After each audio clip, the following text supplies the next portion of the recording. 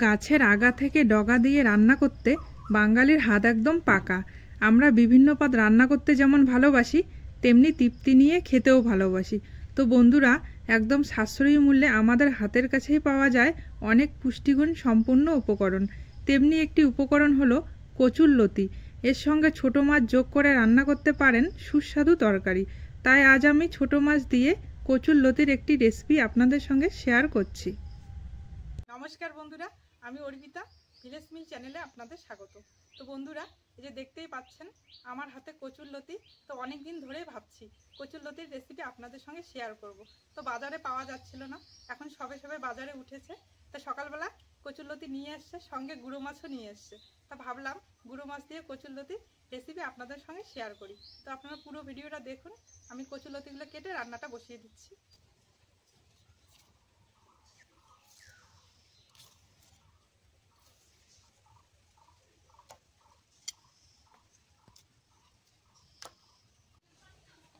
এই দেখুন বন্ধুরা, কচুরলতিগুলো কিন্তু খুব সুন্দর টাটকা।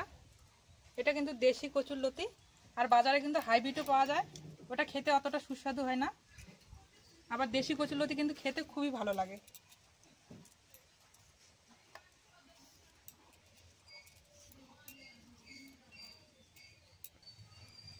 আমি কিন্তু কচুরলতিগুলোকে এক সাইজের করে কেটে নিলাম। লতিগুলো কেটে ভালো করে ধুয়ে নিয়ে আসলাম। এদিকে আগে থেকে মাছগুলো কেটে ধুয়ে নিয়েছি। এবার লবণ হলুদ দিয়ে মেখে নিচ্ছি।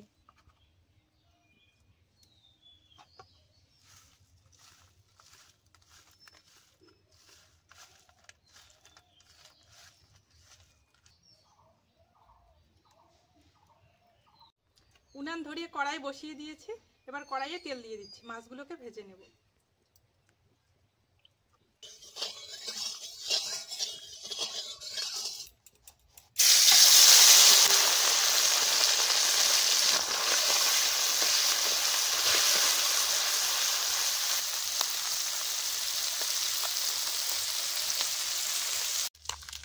মাছগুলো ভালোভাবে ভেজে নিলাম, এখন তুলে নিচ্ছি।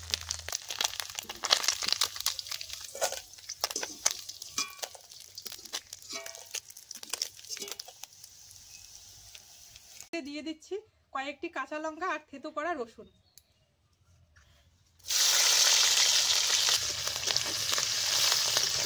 আর দিয়ে দিচ্ছি সামান্য একটু কালো জিরে।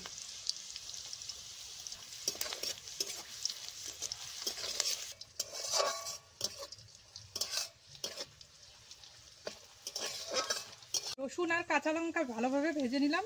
এখন এর মধ্যে লতিগুলো দিয়ে দিচ্ছি।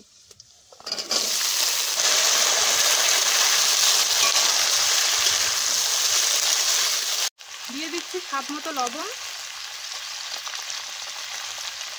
আর হাফ চামচ হলুদের গুঁড়ো।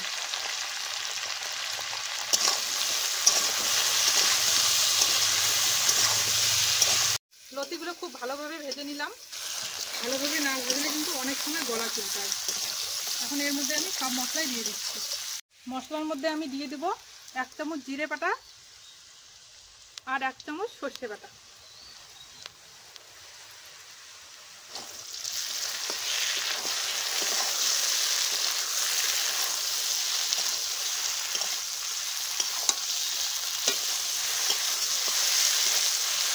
মশলাগুলো দিয়ে 1 মিনিটের মতো নাড়াচাড়া করে নিলাম। এখন 1 বাটির মতো জল দিয়ে দিচ্ছি।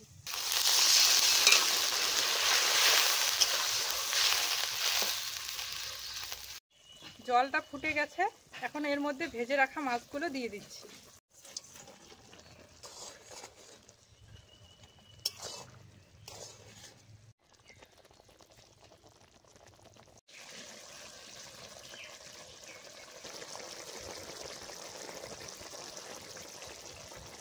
কচুরলতি কিন্তু শুটকি, চিংড়ি, মাছের মাথা সবকিছুর সঙ্গেই খেতে ভালো লাগে। এর কিন্তু পুষ্টিকর গুণাগুণও রয়েছে। তো আমি মাছগুলো দিয়ে 4-5 মিনিট জাল করে নিলাম। এবার নামিয়ে নিচ্ছি। এই দেখুন, কচুরলতিগুলো কিন্তু খুব ভালোভাবে সেদ্ধ হয়ে গেছে।